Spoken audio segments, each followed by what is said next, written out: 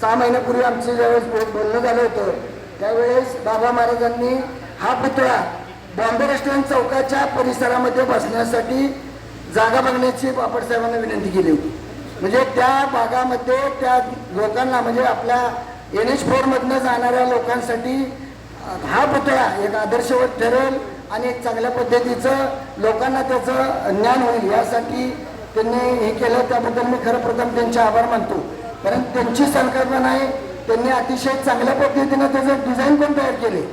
म्हणजे बाबा महाराजांनी एक 6 महिन्यापूर्वी वर्षापूर्वी म्हणजे आज हे त्रिशताब्दी वर्ष झालं आहे. म्हणजे 300 वर्षापासून अहिल्यादेवी होळकरांचा इतिहास या राजधानी साताऱ्यामध्ये मांडला गेला नव्हता. त्याचं काम आज आपल्या सभागृहाच्या माध्यमातून आपण सर्वजण मांडतोय. त्याबद्दल मी सभागृहाचे आणि दोन्ही महाराजांचे आणि सर्वांचे या ठिकाणी अभिनंदन करतो.